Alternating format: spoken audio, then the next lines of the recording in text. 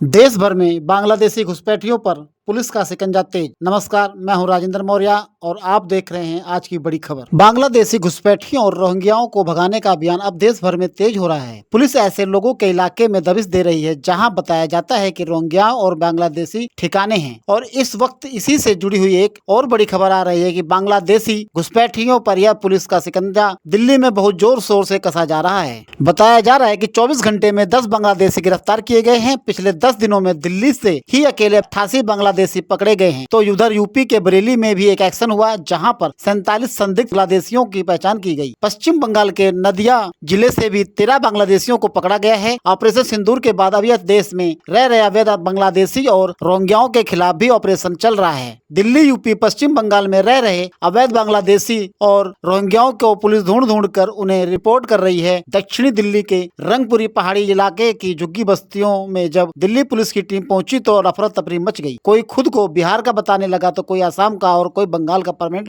निवासी बताने लगा। दिल्ली ही नहीं, यूपी में भी अवैध बांग्लादेशियों की धरपकड़ शुरू हो गई है। यूपी के बरेली में जहां जहां बांग्लादेशियों और रोहिंग्याओं के छिपे होने की आशंका थी, उस हर झुग्गी बस्ती से जाकर पुलिस की टीम जांच कर रही है। एक एक के आईडी कार्ड को पुलिस देख रही है, उसे वेरीफाई कर रही है। बरेली पुलिस 85 जगहों पर 750 लोगों की कुंडली खंगाल चुकी है और 45 संदिग्धों की पहचान की गई। पुलिस संदिग्धों की डॉक्यूमेंट की वेरीफाई कर रही है, इनसे पूछताछ कर रही है। बरेली जिले के बहेड़ी, शेरगढ़, देवरनिया, शेरगढ़, फरीदपुर और भोजपुरा इलाके में मौजूद झुग्गियों में चेकिंग की गई। अवैध बांग्लादेशियों और रोहिंग्याओं की पहचान करने और उन्हें पकड़ने के लिए 58 टीमें बनाई गई। जिले के 29 थाना क्षेत्रों में 2-2 टीमें तैनात की गई हैं जो घुसपैठियों की पहचान करेंगी। और वहां से प्राप्त निर्देशों के क्रम में 25 मई से 10 जून तक 15 दिवस का एक अभियान जनपद बरेली में हम लोगों के द्वारा चलाया जा रहा है, जिसमें जो बांग्लादेशी या रोहिंग्याओं अवैध रूप से रह रहे हैं तो उनका चिन्हीकरण कराया जाना और उनका सत्यापन कराया जाना है। ये कार्रवाई सम्मिलित है। कुल 58 टीमें बनाई गई हैं। 29 थाना क्षेत्रों में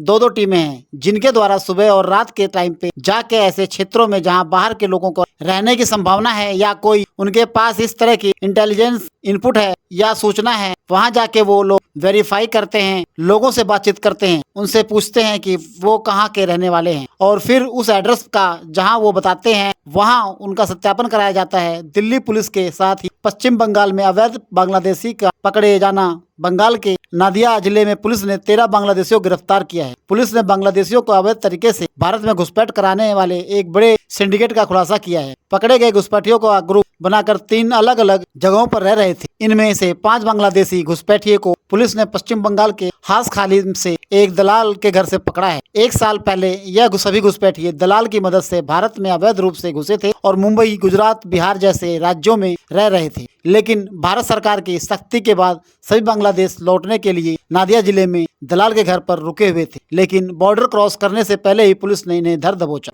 आप इस खबर के बारे में क्या कहना चाहते हैं? अपनी राय कमेंट के द्वारा हमें जरूर बताएं। और अगर अभी तक आपने हमारे चैनल को सब्सक्राइब नहीं किया है तो हमारे चैनल को सब्सक्राइब कर लें ताकि देश दुनिया की कोई खबर आपसे मिस ना हो सके। तो हमारे साथ जुड़े रहिए और देखते रहिए न्यूज।